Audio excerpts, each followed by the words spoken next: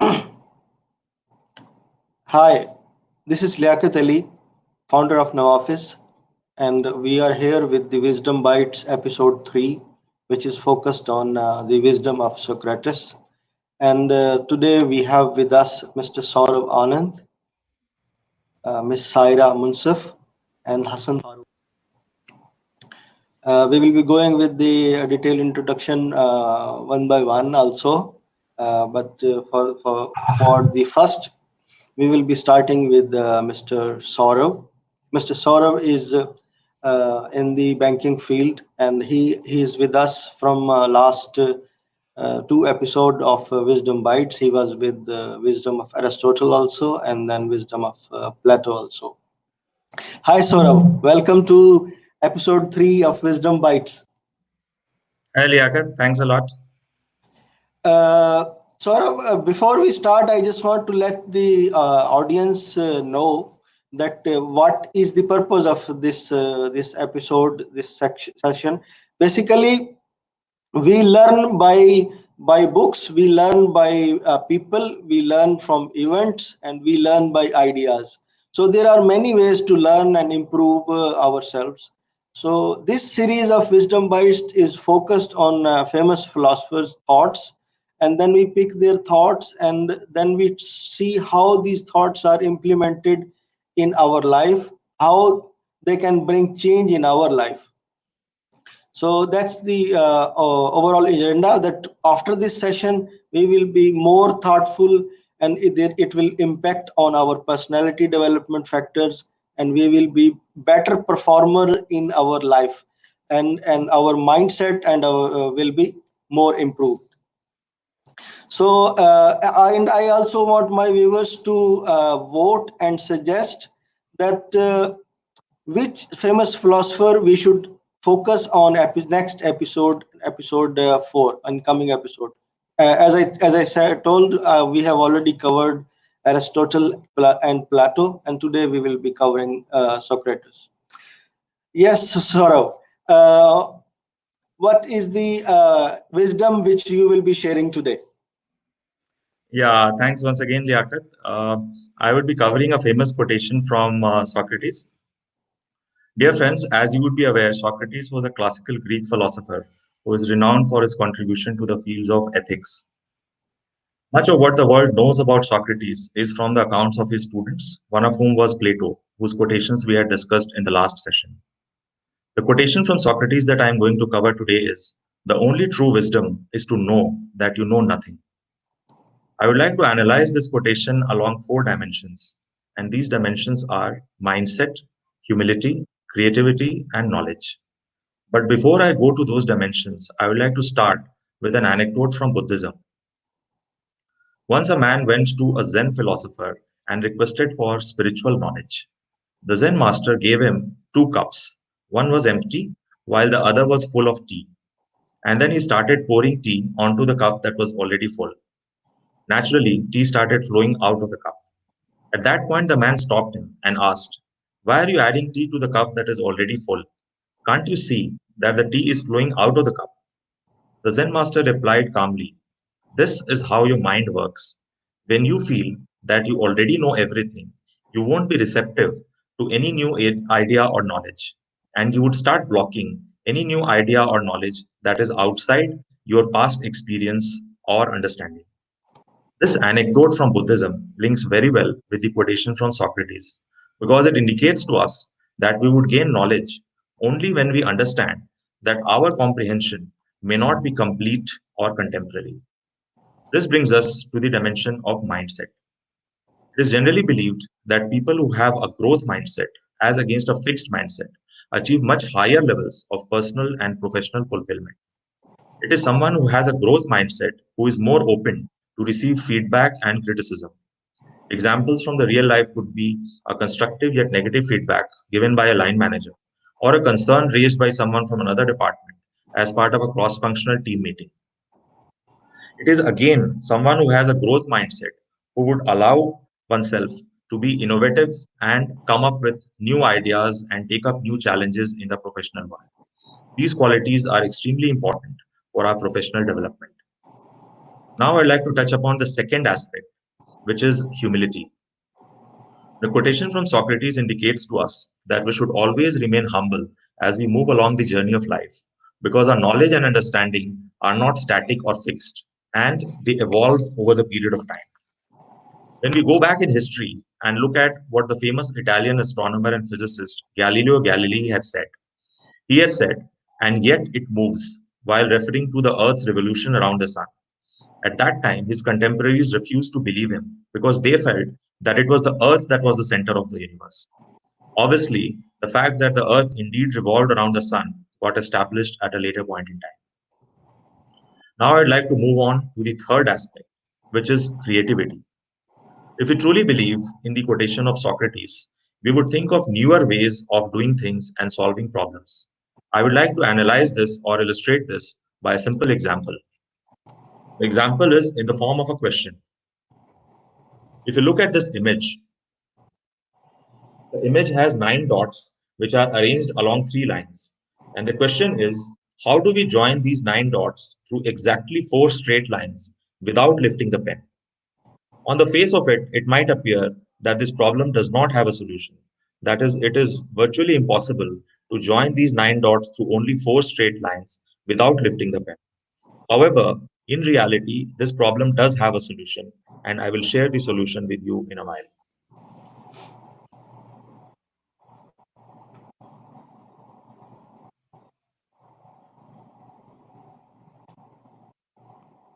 Yeah, meanwhile, Saurav is focusing on the solution of this 9 dots. I just want to remind my viewers that we will be waiting for your comments and feedback, especially if you have any point related to this ongoing session, Socrates, and or if you are looking for any next philosopher to for us to focus, please comment, so it we will be planning our next session accordingly. Yeah, Saurav is ready with the solution of the 9 dots, so let's see. Yes, Saurav. Yeah, so going back to the solution, if you look at this figure, it has exactly 4 straight lines, and these lines are able to connect the 9 dots. It's just that an element of creativity has been used by stretching the first horizontal line towards the right and also stretching the vertical line further downwards. I hope this answer is clear to Yeah, you. And this yeah. seemingly impossible question does have a genuine answer. Now, it is a similar kind of creative problem solving by stretching our thought process and thinking out of the box that can help us solve some of our professional challenges as well. Now, I'd like to touch upon the fourth and final dimension that I'd like to cover, which is knowledge. And I'd like to speak from my personal experience. Over the last several years, I have been investing in the equity markets, or what are popularly known as stock markets, which are considered an element of luck or chance by a lot of people. Now, the present COVID lockdown helped me to go through some investment classics, and I was also able to prepare a particular model for stock selection and investment. However, when I shared that model with a senior of mine, the feedback that I got was that it covered only one dimension, that is, it was unidimensional, that it covered only the quantitative aspects associated with filtering out quality stocks. There were two additional aspects or dimensions that needed to be covered. The first one was qualitative aspects, such as management quality and future growth potential. And the second one was sectoral analysis, in terms of analyzing the sector or industry in which a particular company was operating. It was at that point that I realized that investing, just like any other aspect of life, was like an ocean, and one could never know enough. I would like to conclude this by stating that the quotation from Socrates indicates to us that we should always retain a childlike curiosity in our lives. We would have observed that a child is always trying out new things and learning along the process. It is by adopting a similar attitude that we can expand our horizons and achieve professional success and fulfillment, and in turn become better professionals. Thanks a lot. Great, great, Saurav. It was a very mind-changing thoughts, and especially because what you highlighted on closed mindset and open mindset, that is also great points. Thank you very much. Thanks. So moving on, we have Saira Munsif Khan with us. She is a psychologist with the expertise of life skill and soft skills. She is a well-being trainer with the voice of well-being. Welcome, Saira. Thank you so much, Liaquat. Saira, before I start with the wisdom bites, if you can just highlight a few points for understanding of audience, our audience, what is the basically voice of well-being, and a little bit about life skills. Thank you so much, Liaquat, for the opportunity. So, Voice of Wellbeing actually is a quite recent initiative for therapeutic healing and flourishing. I've been in the field of academia and research and community development and the psychological practice itself for the past 12 years now. And I've been teaching in universities in Pakistan and back home, I've been attached with British Council as a lead facilitator as well. And one thing that I really felt the need for was a non-judgmental, compassionate, therapeutic healing place, a place that people could come to talk about their problems and not feel judged about it, not feel bad admitting that this is an area of improvement that I have, as we say. So instead of feeling ashamed of growing out of a problem, I felt that there is a need for a safe place to heal and grow, at their own pace without feeling at competition with the world. So at the moment, it's online due to the scenarios. But yeah, I want to bring all of that learning from the people themselves and from, of course, the training that I have to offer this to whoever wants to make use of this. So it's open to both people, for people like you and me, who just want to improve. So that's where the soft skills area comes into play. It could be things like learning to talk better, time management, stress management, emotional intelligence, things like that. Or it could be people who are trauma survivors, substance abuse healers, so people who are in need of changing their habits of feeling better about themselves. Right, great. Now coming to our main topic about the Socrates, what's your thought and what you have selected today to share? So I wanted to talk about one of the famous quotations by Socrates that goes like, "The unexamined life is not worth living." So when we talk about this quotation, the unexamined life is not worth living, a lot of the people who have been thinking deep about this oftentimes offer a critique, saying that, well, you're talking about not following the rules taught to us by others. You're talking us not doing the routines and the expectations that others have, and not examining what you want out of life is something that you look down upon. So really, is that how it should be looked at? And also the word worth living is oftentimes translated into happiness or well-being. So people would say sentences like, okay, can't just people be happy through life experiences? It doesn't have to be the examination per se. What if we are deriving happiness out of relationships, out of friends and family? Do we necessarily have to scrutinize each and everything in order to say that our life is worth living? And even Epicurus, another philosopher, offers you a perspective on happiness that, well, happiness is not just limited to examining life. It also includes companionship, having friends, or having freedom, being self-sufficient, free from everyday life and politics.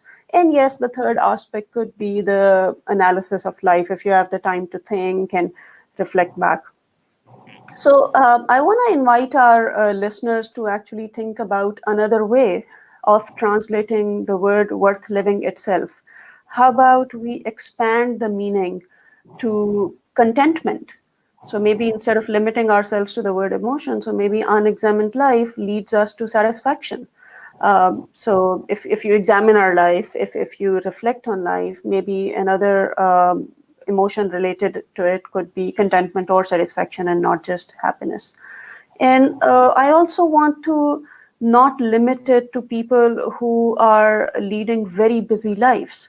So sometimes people say, well, what if I'm working more than 12, 14, 16 hours and I only come back home to, barely get a bite and take a rest, and then I'm starting up with the routine next time again to make the basic needs met of the family. So are you saying that my life is not worth living? So we're not talking about those extended moments of meditation or reflection over here.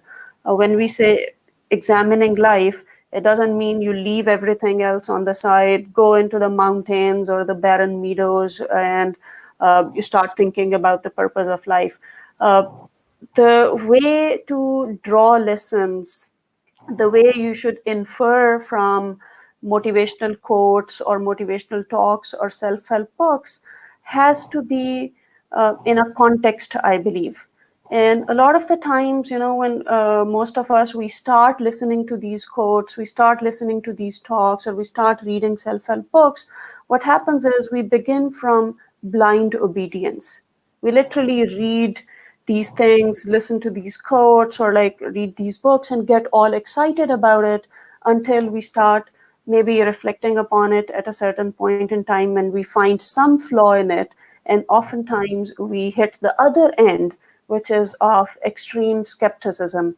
And that's where we stop believing anything and everything that we read. We just focus on what have we found wrong and go like, well, no, this doesn't apply.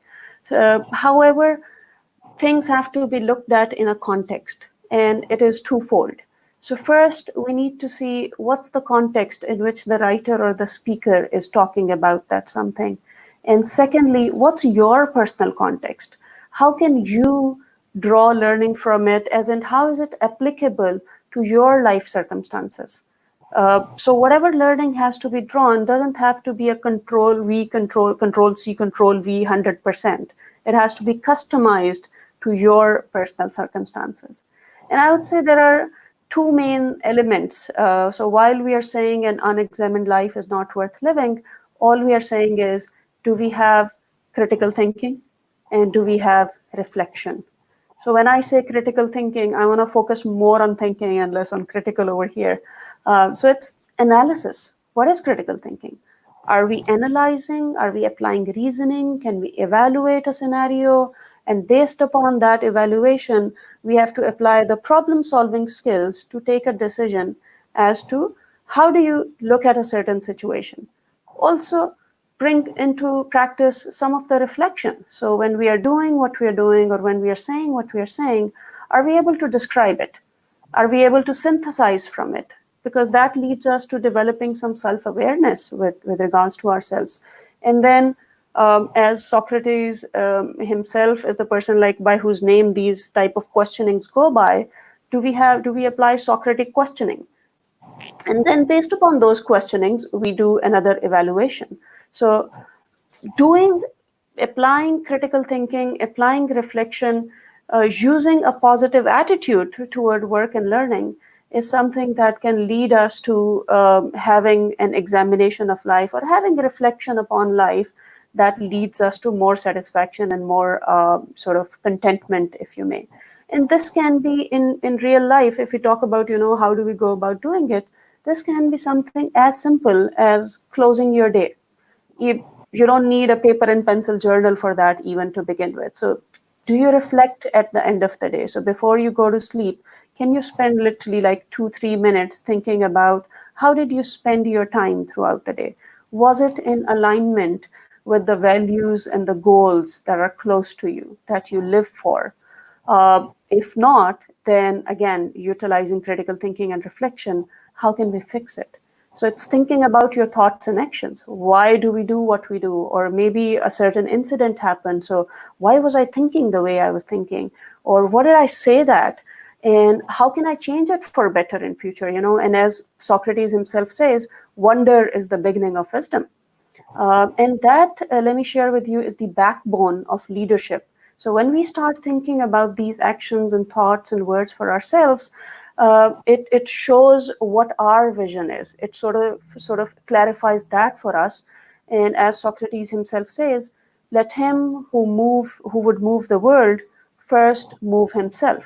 So self-discipline and self-fixing and these sort of clarities for self are important, not just for others, but for ourselves to begin with. And yes, once you do that, you can connect it to solving the problems of the world as well. Once you're able to imagine a future while staying within the present resources and the skill sets you have, you can utilize your resources better. You can make yourself more productive over there. So yes, time utilization according to priorities, and no universal rights and wrongs over there. And I would just connect it with something that's called this. If we develop this habit in ourselves, this will lead us to mindfulness instead of mindlessness, because a lot of the times in this era of like internet, social media, we would find ourselves doing this. We will find ourselves spending time, which is around activities which are in no way connected to the goals or the values or the bigger things that we have in our mind.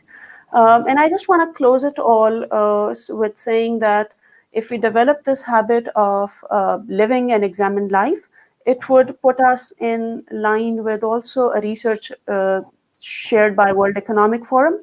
They say like the top 10 skills in 2020 that the world is looking for include complex problem solving, critical thinking, creativity, people management, coordinating with others, emotional intelligence, judgment and decision making, service orientation, negotiation, and cognitive flexibility. So this literally is more or less around the same ideas that we have talked about, and we can even connect it with the definition of learning that's being followed by the modern schools and universities, which is communication, collaboration, critical thinking, and creativity. Thank you. Great, great, excellent. It was a lot of knowledge and special points from your side, and really a heavy dose of wisdom from your side. I really enjoyed it. I really enjoyed it, and our audience also enjoyed it. And then there is a comment also.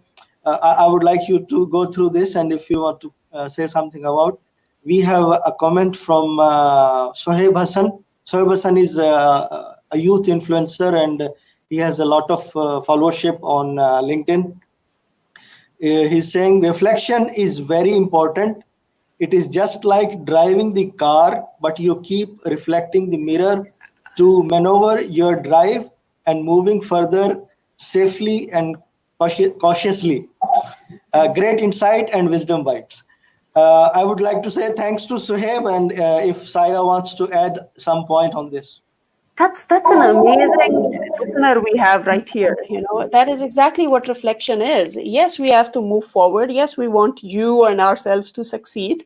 But how do you do that? We learn from our mistakes. One thing that I really want to say to everyone, whoever the listener is, never be afraid of making mistakes. And that's the essence of reflection here. Encourage your kids even to make mistakes, because they are an opportunity to learn. People who don't make mistakes, they don't really learn. So awesome. Yeah, great. Thank you, Saira. Thank you very much. It was really pleasure to have you on the show. And now we will be moving on to Hassan Farooq. Hassan Farooq is a motivational speaker, and he's basically finance relevant professional, and he's with us from last 3 episodes. He was there in the wisdom of Aristotle, wisdom of Plato also, and today he will be sharing some thoughts from wisdom of Socrates. Sometime I pronounce it wrongly. Yes, Hassan, welcome. Yeah, thank you so much. Thank you so much, Mr. Liaquat, for giving me that opportunity. You indeed itself, you are also you indeed a dynamic leader. So I hope all our listeners are in good health and utilizing the current time effectively while adding new skills to their portfolios. So now moving on to my today's discussion, there are certain questions that knocks my head, and one of Socrates quote has answers to all of my questions. So I want to share with our audience those questions firstly before moving on to the Socrates quote that has answers to all of these questions. So these questions are: is any failure the end of our success journey? Have successful people also failed in their lives? How can we convert our failures into tangible success? I am certain that our audience have also come across these sort of questions very often. So, wisdom of Socrates, a classical Greek philosopher, address these questions in one quote only. Falling down is not a failure. Failure comes when you stay where you have fallen. Yes, where you stay, when you stay where you have fallen. Once I dig deep into this quote and extended my research, I understand that failure is one of the secret ingredients in the recipe of success. To prove my point, let me share two stories of failures of famous successful people with our audience. Let me discuss my first success story with spice of failure. He failed primary school twice and middle school three times. He also failed his university entry exam three times. He was rejected by the police force and even KFC. He applied for Harvard 10 times and was rejected each and every time. Now he is one of the richest people in the world. Yes, in the world. And he is the founder of Alibaba, one of the biggest e-commerce companies on this planet. And now world knows him as Jack Ma. In 2009 and 2014, Jack Ma made it onto Times Magazine 100 most influential people, and was also selected as one of the China's most powerful people by Business Week, even appearing on the front page of Forbes magazine. So now let me discuss my second success story. So this one is also with the flavor of failure as well. The character in my second story is also our real life character, and we know each and everyone, even though every child in this world knows him, but he was a university dropout. His business venture was a true failure.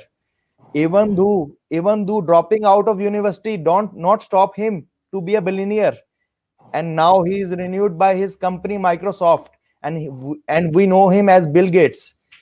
Bill Gates defines his success after failure by on his own in his own words as: it's fine to celebrate success, but it's more important to heed the lessons of failure. So now I will conclude my discussion on a note that fail more often in order to succeed. Like Albert Einstein said, failure really is just in progress. If you would rather not to fail, you will probably never succeed. Success comes from the moments of frustration. Yes, from the moments of frustrations when you will most uncomfortable with. But after you have gone through all those bitter times, you will become stronger. You will get closer to success. Don't be afraid. Don't be afraid to fail. In fact, start failing and start failing often. That's how you will succeed, because success is not opposite. Success or failure is not the opposite of success. It's a part of success. It's a journey of success. If you never give up on your goals and always learn from your failures, believe me, believe me, success will knock your door one day, as success knocks for the people who failed and then succeeded in their lives. So if you will not give in and always move on with your failures, you will be succeed for sure. That's all for today's session, Mr. Jagat. Great, Hassan. It was very very deep insight from your side, and a kind of motivation also, that people who are getting failure, they should not focus more on their failure, but find about the remedies and way forwards, and don't get demotivated by failure. Failure is just uh, like redirecting from you one way to another way. It's not the game stopper. Great. So before I close our session, I just want to, and before I get the final words from our guests, that what is, if they want, if before closing the session they want to share any thought, I just want to go through some of the comments from our audience. We have comments from Saad. He's saying failure is fuel of success. So if you want to say any point about this, dear he, Hassan. yes, he is right, because failure and failure, actually hope is the fuel for success, and failure gives you hope. If okay, if you are not able to do it this time, better luck next time, you can do it next time. So Yeah. well said by Saad. Then we have from Noura Ali, a humble thanks to Saira for great insight. It's directly linked to our life. How do we see the things and show gratitude? Indeed, indeed, and that's the kind of listeners, who fuel our passion as well to continue spreading the word about this. But totally, yeah, the more the reflection, the more honestly we realize how blessed we are, and that's a technique that, of course, we learned from our parents as well, and it never fails. The moment we really start looking around, you see, like, there are so many things that we often take for granted. The whole idea of being able to breathe, actually, you're getting up, it's another day, it's another blessing, it's another sort of time you have to make better of everything that you have. Yeah, amazing. Yeah. Then we have another input from Noura Ali is strongly agree. Failure is not the end, but the start of another journey with more energy and lessons. Thank you, Noura. Thank you. Then we have a comment from Ikra Latif. Yes, failure is the part of life. We keep learning from these failures. Thank you, Hassan, for sharing great views.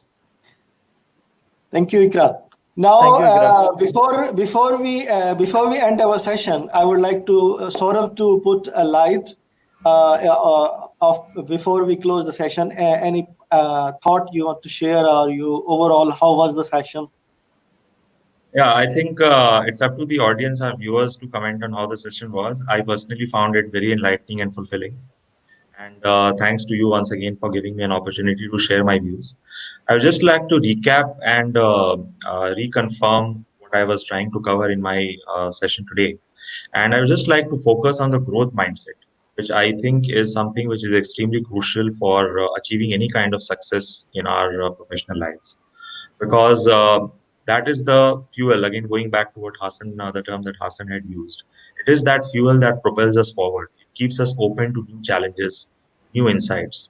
One more simple example that I'd like to give is that we should always be open to the views of others. If you look at the number 6, it appears as 9 to the someone who is on the other side. So there is always another aspect to the picture or any topic that we are discussing. I gave the example of a cross-functional team discussion. Because if we are representing business and there is someone from another unit, let's say operations or IT, then their view or perspective will be completely different from the way we would view a particular aspect. However, all are part of a puzzle, and it's only when all the components of a puzzle are joined together to have a proper solution. So I think that is another aspect that is extremely crucial, and we should keep our mind open to and receptive to the views of others, even though that might be contradictory to the way we would view that particular subject. So that's my take on the topic. Great, Saurav. And once again, thank you. And thank you very much. And now, Saira,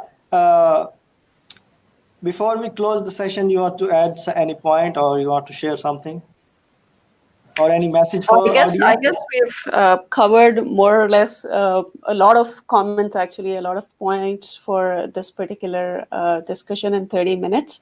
So I believe whatever we are learning, positive attitude within that would be, as Saurav also mentioned and Hassan also reflected on it, regardless of what's going on, reflecting on it in a positive way. That's the essence for growth mindset as well. That's also the essence from bouncing back from failures. And that, to me, is also the essence of the reflective learnings as well. So yes, it's okay to feel all the emotions that you feel. Life is a combination of all of these varied emotions. It's never all about just euphoria and just happiness and joy.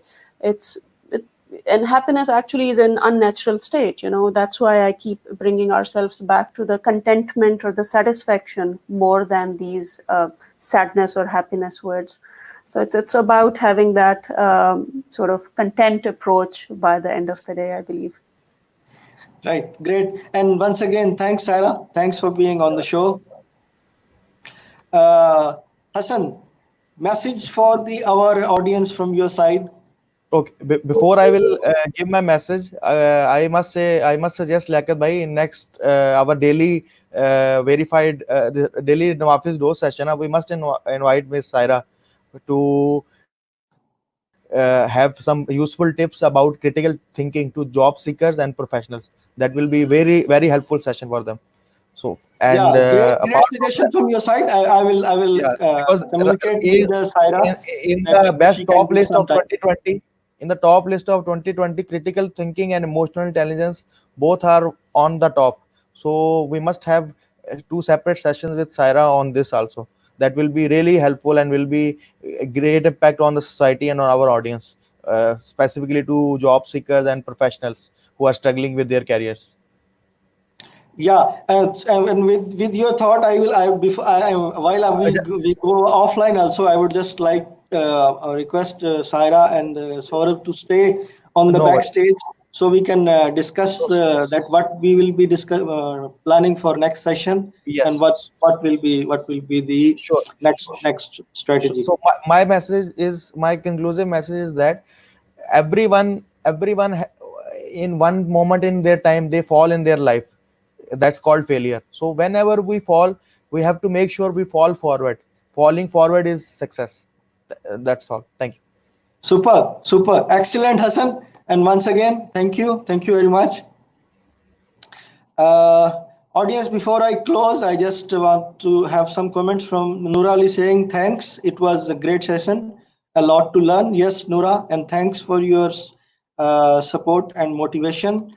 And from Saad Mudassir, he was saying it was great sessions. So once again, thanks to all viewers who are watching. Tomorrow, we will be having a daily dose of verified jobs, tips, skills, and question and answer from our job seekers, especially our professional community. So we will be interacting live at 9 p.m. And we will be most probably renaming our uh, program from daily dose to live at 9, so it will become more familiar. So see you all, and thanks for being on the show, and thanks for your active contribution live.